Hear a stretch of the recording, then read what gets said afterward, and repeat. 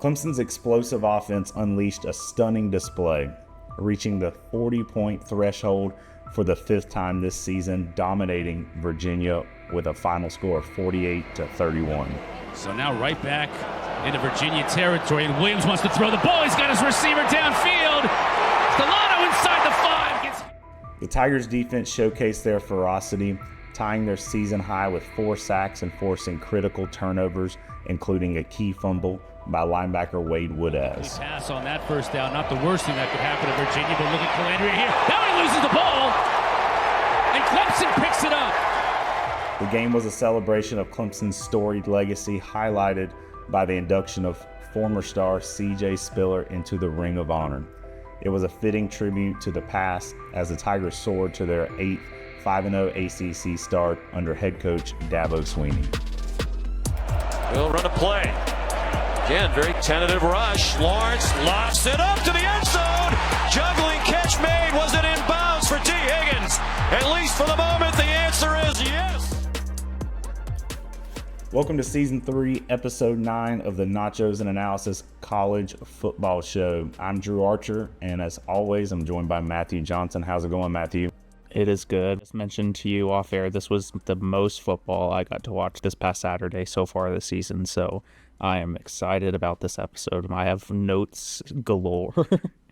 Yeah, you definitely watched way more football than I did, so a couple of these you're going to have to help me out with, but it's been 3 consecutive weeks with a lot of really good football. We talked about it last week in our Fact or Fiction. I believe it was our Fact or Fiction about the dominance and which team it could be. I don't know if we have a dominating team in college football right now. On the subject of dominating performances, South Carolina goes to Norman, Oklahoma for the first time and whoops Oklahoma 35-9.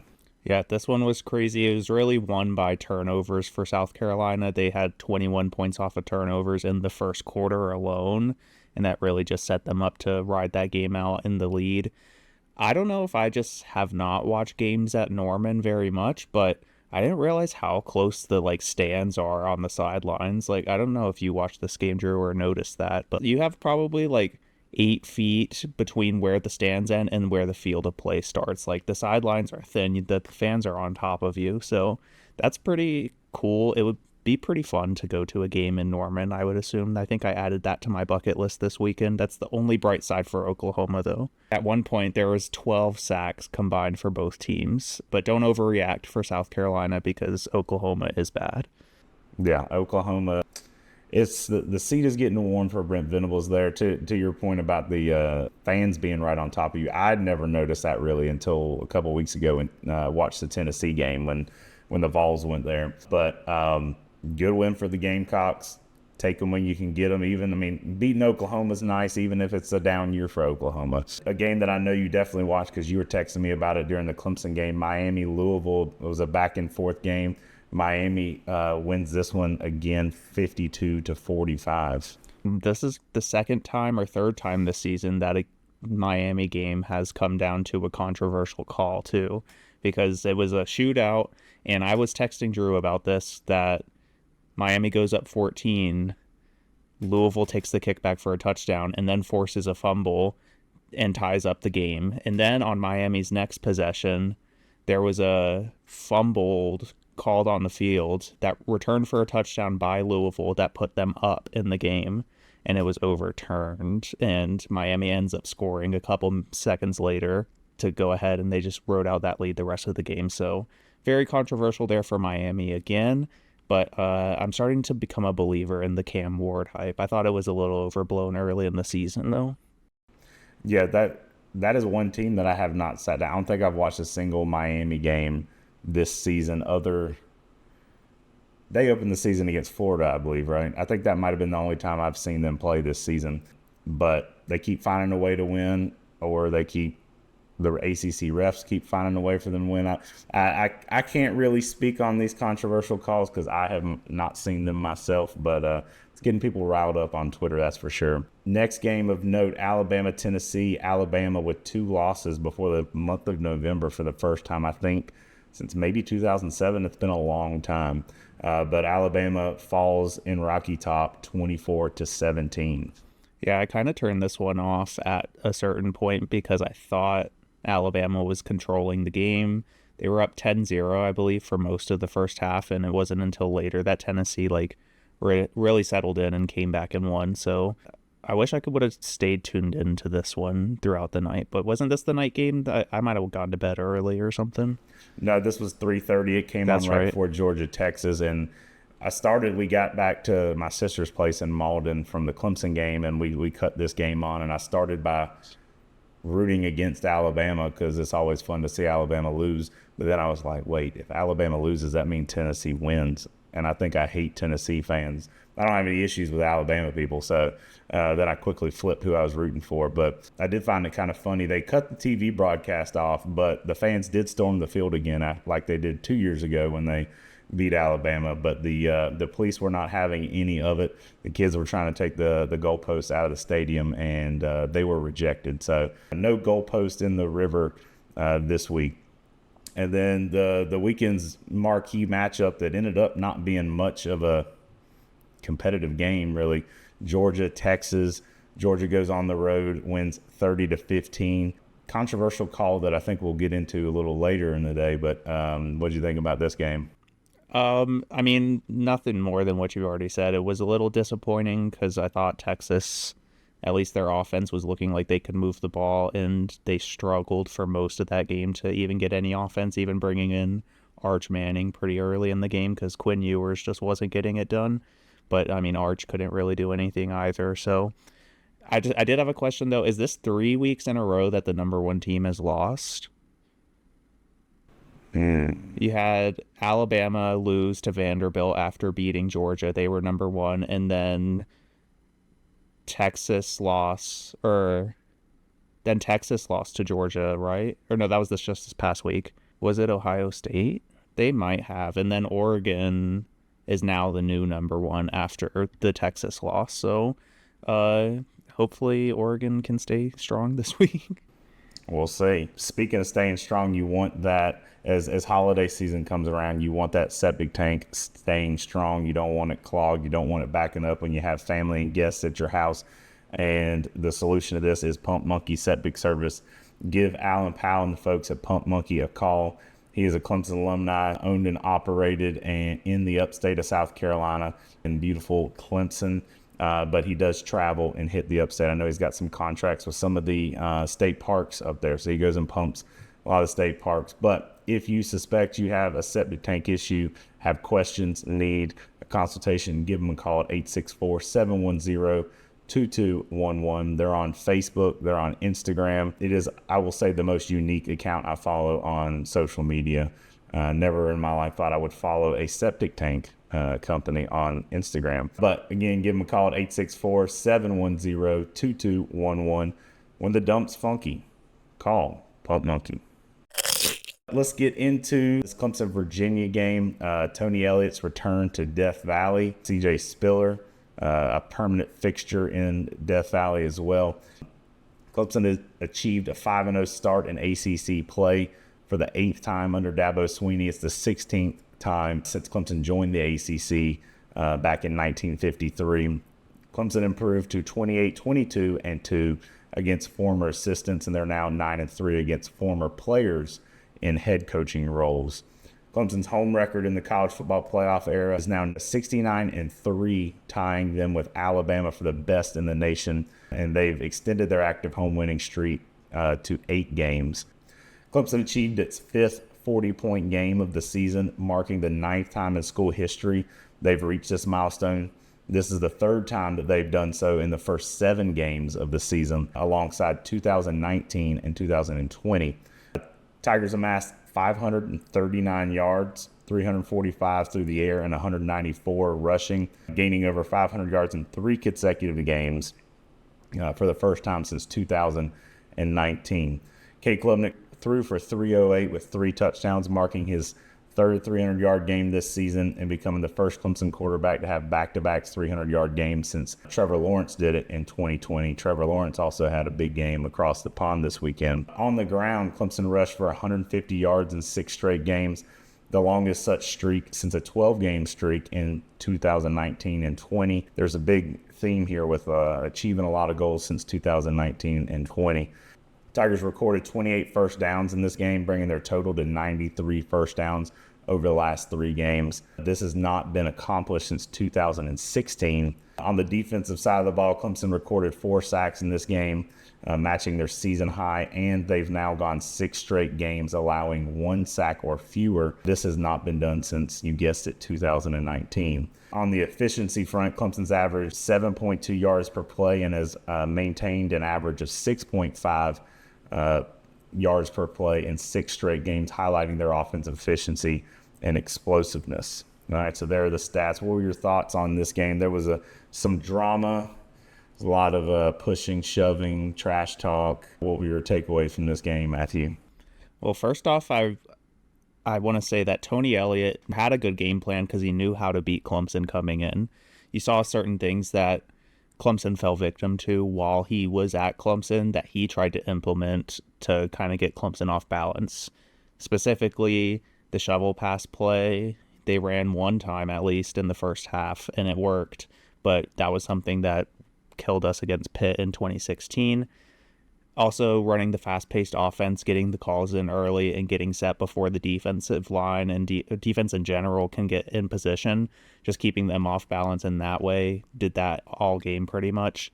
And then on defense, Virginia just pressured Clemson a lot and forced Cade to make decisions and in turn make mistakes. I believe there's only that one really, really bad mistake early in the game, but I'm sure we'll talk about it soon. Yeah, that might have been his worst throw.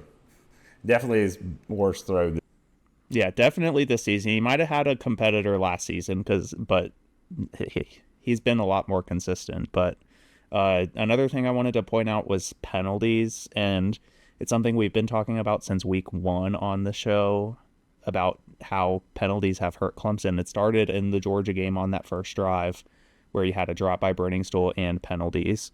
Just make a 3-and-out forced punt. So, and it continued this week. I don't know if it's like a ticky-tacky officials thing or if Clemson is just undisciplined right now. So I'd like to hear your thoughts on that.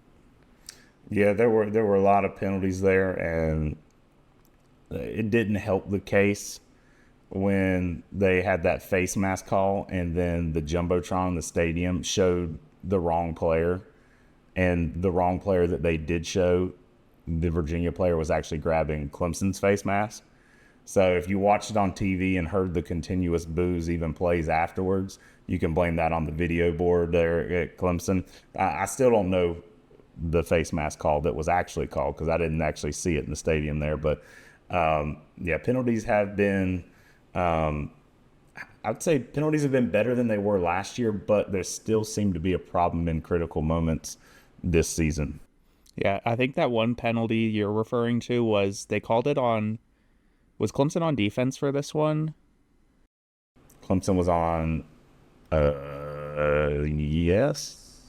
Yes, they were on defense. I think it was Peyton Page, and they showed on TV like that he kind of had his hand up near like the collar of the offensive lineman pushing him back, which is typically like an illegal hands to the face call. From the video they showed on TV, it didn't look like he actually made contact with the face mask, like it was a bad call. That's why I thought the booing was happening. But it's kind of funny that there was, because I think at first in that call, they called it on the offense, and then, or like the people in the booth were talking about, oh, that looks like it was on Virginia. And then you see as they're announcing, like the Virginia players start walking forward instead because they had already like started walking back. But yeah, kind of just a weird overall play there. I did want to say, though, that this game happened almost exactly how I said it was going to last week on the episode, that UVA was going to apply some pressure and force Clemson to respond. They go up 10-3 in the first quarter after that really bad interception by Cade. Clemson has to come back and, prove that they are in this game, and they learned again that Virginia isn't just going to lay down and take it. But I didn't think this was a great game from Cade. Stats-wise, it does look pretty good, but he was not on point, like missed a lot of throws, missed open receivers.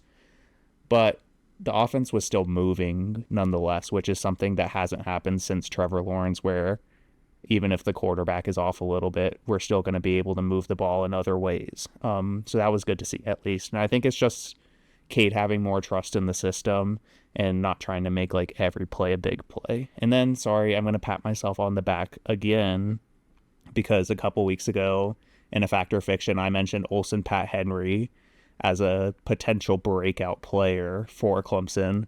And look what happened this past week, 2 touchdowns receiving, maybe his first 2 of his career. But yeah, Olsen Pat Henry is a weapon and can take over games. I don't think it was his first. He had one within the last week or so, but talk about a guy who, I mean, you're behind Brenningstool. He worked his way on the field as a blocking tight end, and now we're seeing what he's capable of. And yes, he's been a huge bright spot over the last couple of weeks. Yeah, and a bright spot for the future. Like the position of the tight end room at Clemson, like it's going to be good for more years to come. It's like once Brenningstool's gone, it's not over.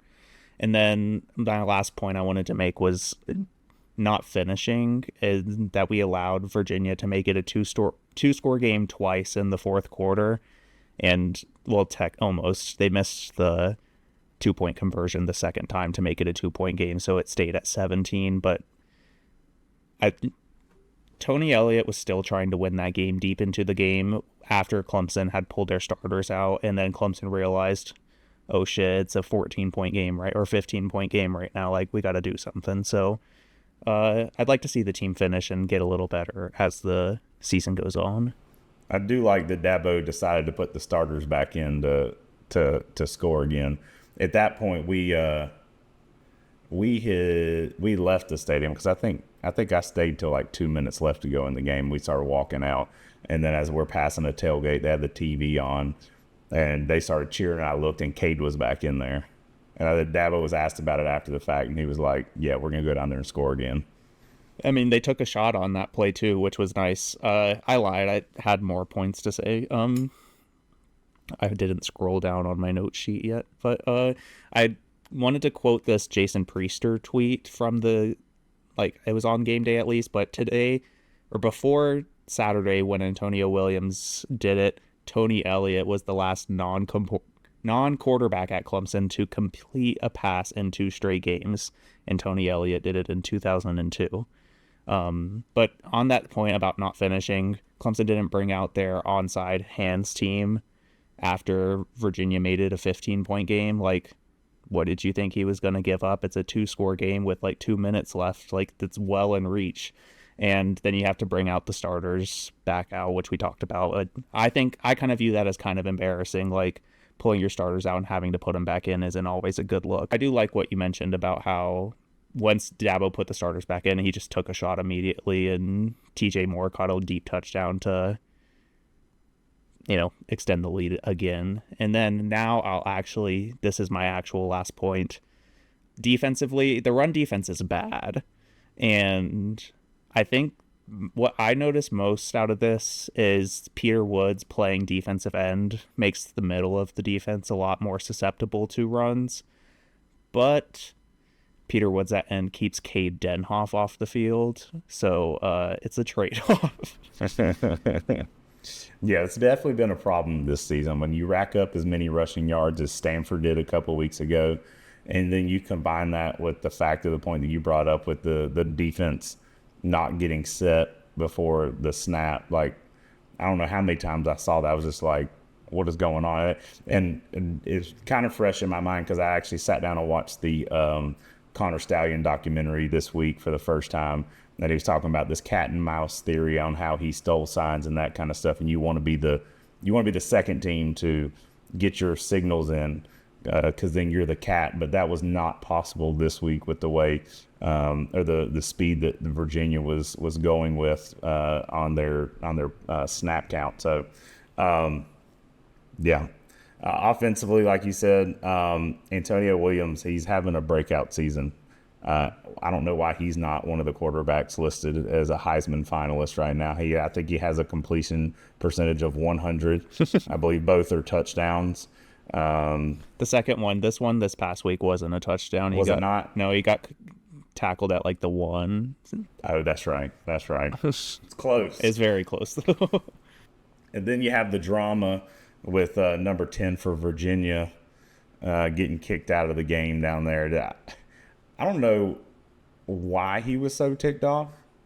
Either whether someone said it, maybe I didn't watch the game on TV, so maybe you have a better explanation for why he was freaking out, but he was berserk. Yeah, he was going crazy. They didn't replay it on TV, obviously. Like, I feel like they don't usually show like anything fight worthy or something like that. So I looked it up on Twitter and like went to like see a closer replay of it, and so he like goes down and gets blocked to the ground, and then a Clemson offensive lineman like gets up off of the pile that number 10 is in, and like he's like stepping to get away from this like scrum of bodies, and it looks like he like almost accidentally starts to step on that Virginia player, but he doesn't like stomp or step down or anything. Like he like feels it and then moves his foot forward and like continues to walk away, and then number 10 gets up and tackles that offensive lineman's leg, takes him down to the ground, and then has to get pulled off of him. So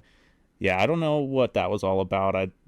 Maybe we can look into some interviews or something from post game to see if they explained any more on the Virginia side. Yeah, and he was not received well from the Clemson crowd as he was walking off the sideline into the locker room. To your point about the Tony Elliott stat with Antonio Williams, Dabo did reference this week. I can't remember if it was Saturday right after the game or Sunday. He did say that he made sure to call Tony Elliott after the game to let him know that that was the first time that had happened since he had been it as a player. So I like the fact that we're getting younger guys in there, but the fact that you're giving up so many points there when you pull your starters, and Dabo brought it up this week, it's a great opportunity to get some of these younger guys on film and coach them up with a bye week this week. So I think that I like now that we have 2 bye weeks this season. It sucks when I want to watch Clemson football, but as far as coaching and rest and getting your guys back healthy and that kind of stuff, I think this is a good week for a break, because you have what we didn't realize in the beginning of the season, your toughest stretch of games coming up to wrap up the regular season. Twitter polls.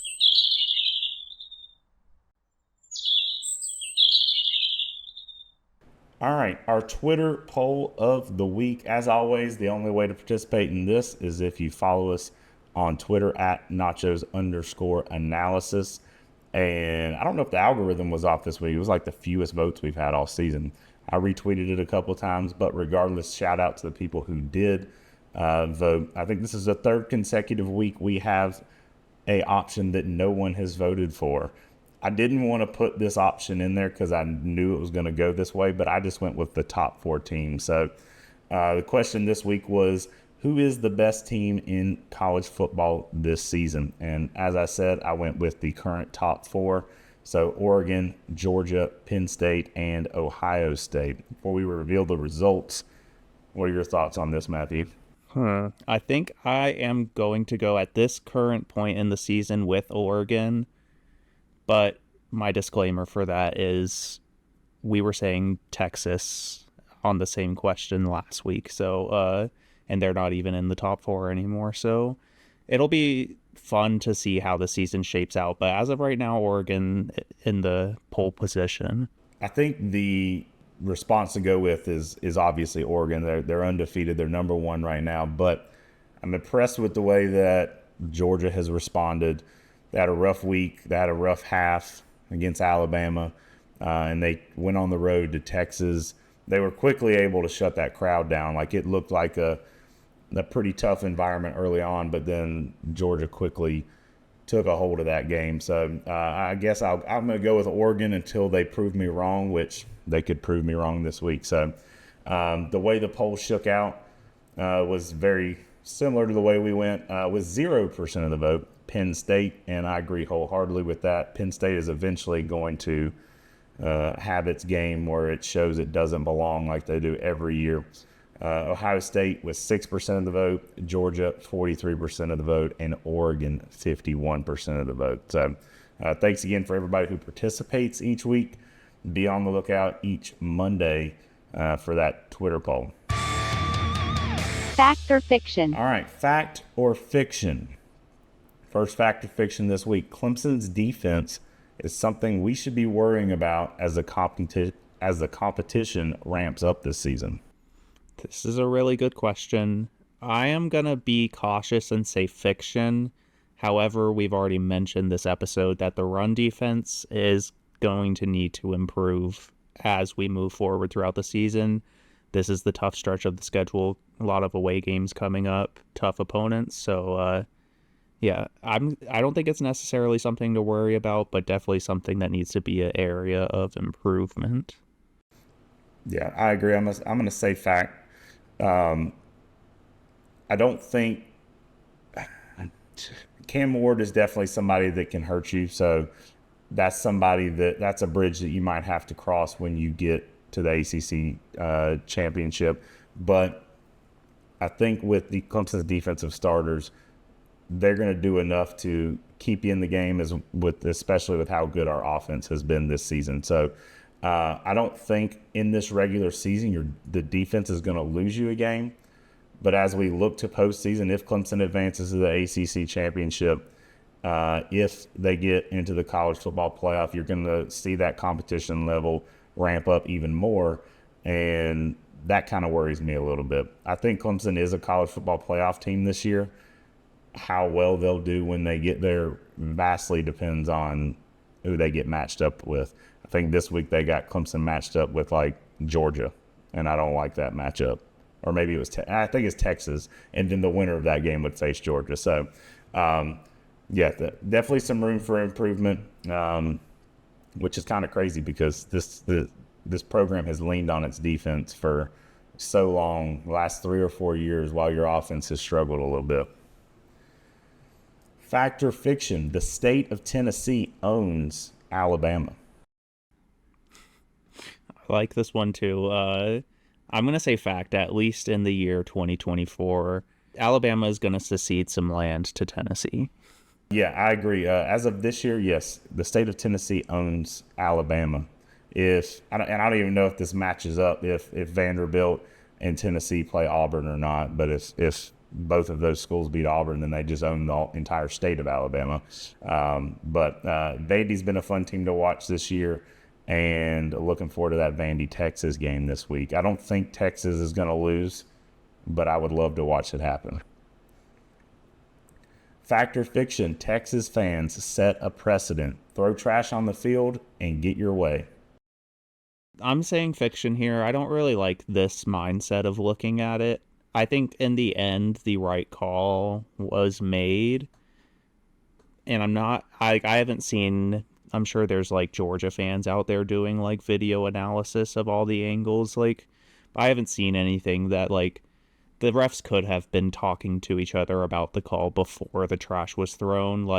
It just delayed the announcement of the changed call after the, trash throwing incident. So, I'm not upset about it. Obviously, I'm not invested as a Georgia fan, but I think the right call is made. So it's hard to be mad about that. I agree. I think the right call was made, but how you got to that right call was wrong. Obviously, I was rooting against Georgia, so I was excited, but I was literally in disbelief. I'm sitting here at home by myself, verbally, are you kidding me? They overturned that? And the fact that they've already met and made the call, and then their excuse was for why they changed it, they were meeting to talk about it. Well, they've already met and talked about it, made the call, and broke, and then all that ensues, and then they come back and change it. I think that sets a bad precedent. I'm going to say fact here. South Carolina fans have been doing this for years. I don't know if they've been fined for it or not, but I know Texas was tasked with from the SEC to check cameras, and anyone that was caught throwing trash has to be banned for the remainder of the season, and their alcohol sales, if it happens again, can be in jeopardy. So SEC stepping in hard on one of its newest members after that. Yeah, and before we move on from fact or fiction, I wanted to go back to the Tennessee owns Alabama question. And Auburn does play Vanderbilt, not this coming week, but the first weekend in November. but Auburn does not play Tennessee. So Vanderbilt can uphold and probably go 3-0 against the state of Alabama if they can win that game. Yeah. Weekly picks. All right, time to look back at our picks from last week. Ever since I caught up to Matthew, it's been neck and neck. So both of us went 2-2 this weekend, bringing both of our totals to 18 points. Matthew, your favorite with Duke -3 versus Florida State hit. Duke getting its first win ever against Florida State. Oh, yeah, that one was great. I actually didn't get to watch this. I mentioned off air that my girlfriend was in Miami this weekend for the Eras tour, but I had to take her to the airport that night. So I didn't watch it. I just kept up with the score afterwards. But Duke didn't even storm the field after beating Florida State for the first time in its history. I was hoping that they would not do that. I mean, they're 1-6 or 7, so it would be embarrassing. But for what it means historically, yes, I was hoping they would not do it. I was pleased to say they didn't. But I could have, if somebody was going to do that, it would have been Duke. They're not known to have the most football savvy fans in college football. Your other one that hit under Georgia, Texas, 56.5 there. My underdog hit Michigan, Illinois, which I spelt wrong there. And Miami, Louisville over 61.5. I was kicking myself Saturday watching the score updates on Charlotte Navy. That was the pick that I forgot to make and just on a whim just threw out while we were recording. So not happy with that one. Yeah, I looked at the score at that one, and at one point it was 38-0 in the first half, and I was like, oh well, maybe it'll slow down, but it doesn't look good for Drew. I also feel bad for your favorite pick, Auburn against Missouri. Missouri was a 4.5 point favorite and won by 4. They were down almost the whole game, and I put a tweet, I think it was in the last week's show notes as I was watching that game, but Missouri's quarterback left the game early on when it was close, like just a 1-possession game, went to the hospital, got an MRI. During this time, while he's getting the MRI, Auburn goes up 14 points, is up 17-3. He comes back to campus, warms up in the indoor facility, and then comes back and leads Missouri back from down 14 to beat Auburn, scoring a touchdown with 45 seconds left to go up 4, which is a heartbreaker for Drew as the line was 4.5. Yeah, that was right. Also, Saturday, while I was keeping tabs on that game, I thought I had that pick as my underdog, and I thought I was rooting for Auburn. And then when you text me, I was like, oh crap, I was supposed to be rooting for Missouri all afternoon. So, wrong Tigers. Wrong Tigers. But let's move ahead to week 9. As I said, notched up at 18. So one of us has eventually got to start pulling away here. Hopefully. And I did not put my picks in the sheet, but I have them ready. I have a potential one here for favorite, if that's all right to get started, but I have a backup if you're not okay with it. So this week I'm picking BYU. They are currently, it's like a 0-point spread. It's like a pick'em against UCF. So I didn't know if that was allowed to pick them as my favorite, even though there's technically not a favorite in that game. I guess if it's a pick'em, that's fine, yeah.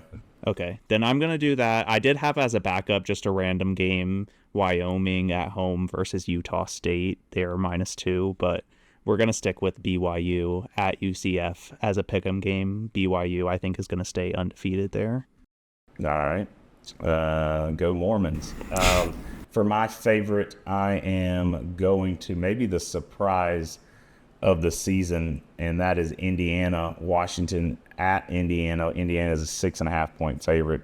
I think Indiana wins this by double digits. Yeah, interesting. Washington has not looked that great this year, and we'll talk about that in the next segment too. But my underdog, I think this is going to be a really good game.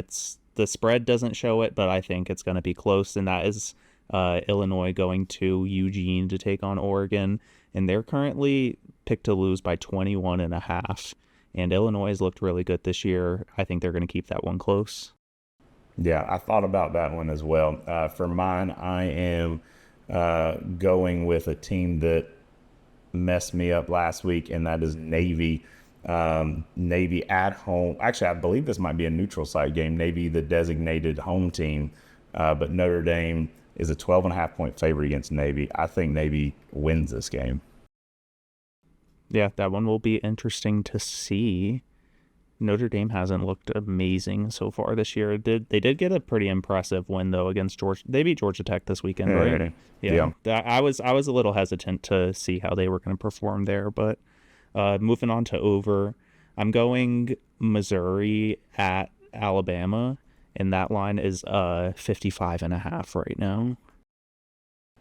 I am going with the game you've already picked, and in Eugene, Oregon, Illinois, as you mentioned, they've had a good season thus far. Over under at 54.5. I think there's going to be some points scored here. Yeah, interesting. I think Illinois' defense is pretty good, but both of those teams can put up points. And then lastly, I'm coming back home to the ACC and Wake Forest taking on Stanford. I actually forgot to put that line in my notes, so let me find it. It's Wake is favored by 3, right? Oh no, that's not what I'm supposed to be looking at. It's over under 53.5. And I don't think either of these offenses have scored 30 points once this year. For my under, I'm going with Oklahoma, Ole Miss. Ole Miss hadn't necessarily been the big offense that they have been in years past. Oklahoma's offense is terrible. I think it's going to be another week, probably like last week for Oklahoma and Brent Venables. Yeah, I think that one's going to get really close, though, but mostly on the Ole Miss side.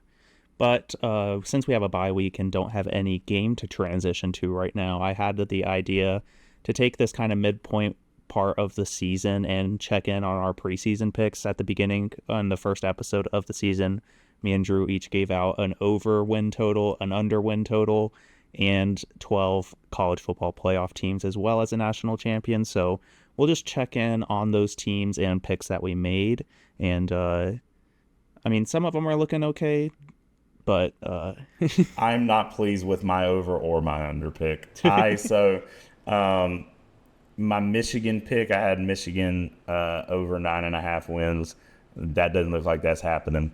And I also think I had another total that I changed at the last minute. I think it's either 8.5 or something. I ended up changing it because it just didn't sound right. Probably should have went with the original one. And then I kind of anticipated SMU struggling a little bit. Its first year in the ACC, their win total was 8.5. They're currently sitting at 6-1. Undefeated in the ACC. So as far as my over and under goes, that not pleased with those picks. Yeah, I'm doing a little bit better on that front, except my under isn't looking too hot. Both of them are still up in the air, though. I think SMU could lose out at this point, but they've looked a lot better this year. But I went with my over win total with Colorado. They were picked at 5.5, and right now sitting at 5-2. Only one more game needed to break that over. Give me an extra point in the pick'em contest. So happy about that one. But my under, I picked Missouri. They were at 9.5, and I was kind of leaning towards them not having a great season. They've had a good start, but like I said, they kind of struggled with Auburn once their starting quarterback got out. They're at 6-1 right now. When you gave out that Colorado pick in episode 1, I thought that was a terrible pick. I think I even kind of came back with the comment, but Coach Prime has proved a lot of people wrong this year. As far as college football playoff goes, a much better optimism when it comes to that. I gave out Georgia, Ohio State. My number 3 seed, I have Utah. They're currently sitting at 4-3. Not going to happen there. Clemson, Oregon, Texas, Oklahoma State, not a good pick. LSU, Ole Miss, Miami, Penn State, and Liberty as a group of 5 teams. So all but about 2 of them I'm still pretty pleased with. Yeah, I think maybe even all but 3 of yours still have a really good chance in to just Ole Miss with 2 losses unless they can get another impressive win this season. I don't know that an Ole Miss team with 2 losses and not going to a conference championship is going to get in. But yeah, looking pretty good. I am not looking as good on this front. I do have Georgia, Ohio State, Clemson, and LSU as my top 4, all with 1 loss currently. Penn State at number 5, who is currently 6-0. I also had Utah in my top 12, and Utah is currently 4-3. Not great. Another not great one, I had NC State as my second ACC team, and NC State, as we know, is not good and 4-4 right now. Then I have for number 8, Texas 6-1, still a possibility. This one was a surprise that whenever I went back to check on their record, I'm surprised they're doing this well and still up in the air. Kansas State, they're currently 6-1. Another bad pick, I had Iowa at number 10, and they're 4-3, and Washington at number 11, who is also 4-3. But I went with you with the group of 5 pick and have Liberty there, both 5-0. So everything's still there in front of us, I think. I think it's going to be a tight race this year. Yeah, and then as far as national championship picks go, I have Ohio State, you have Georgia, both teams with one loss, but still playoff aspirations ahead of them. So what do we say, 1 point apiece for all these preseason picks? Yeah, I think so. And just to mention, UGA and Ohio State are the two betting favorites to win the national championship. UGA with plus 360 odds and Ohio State with plus 400. Okay. So not too bad. Not too bad. I feel like picking, especially with the way the format is, like top 4 conference champions, the best group of 5 champion, I feel like it actually has made it easier to pick the playoff rather than when it was 4 teams. Yeah, it is a lot harder, though, to get that, 6 through 11 area, that middle ground, because that's kind of up in the air. I feel like different teams end the season there every year. Yeah. All I know is I'm very excited for this playoff. We get more football. Our family's taking a trip, and we're getting back into the country Saturday. The first round of playoffs happen, and me, my brother, Sarah Avery kind of got roped into it. She didn't know we were agreeing to it for her, but we were getting a hotel room in Florida to stay an additional night so we don't miss all these games driving back home. So we will be. I'm looking forward to watching a lot of football come December. Yeah, for sure. But I think, unless you had anything else, Drew, I think we can start wrapping up. Yeah, I think that's all for me too. I got it. Since we've been recording, I have 34 unread text messages from the Cajun Cafe group message. I don't know. I'm interested to see how this plays out because it hasn't been announced. The Savannah Bananas, they made the big announcement they're playing in Death Valley next year, but they have a scrimmage coming up November 7th that people can go to. I have a ticket for just from the people in Cajun Cafe, but they haven't sold tickets any other way that I know of or have promoted it. And from what I hear, it's supposed to be a full stadium, but I don't know how people are getting tickets or know that it's happening. I guess you just got to know somebody. Yeah, this is my first time hearing about this. Yeah, so the only fall scrimmage Clemson has is going on the road to Alabama that same weekend, and then they just randomly popped up with Savannah Bananas. So I'll be interested to see how a scrimmage versus them goes, if they're going to actually play baseball straight up or if they're going to bring in their antics. We'll see. So. But as always, thank you again for listening. Thank you for joining us. It's 2 consecutive weeks. You get Matthew and I together again. So be sure to join us next week where we will preview. Who do we have next? Louisville? Yeah, we'll preview the Louisville game. So peace. Peace.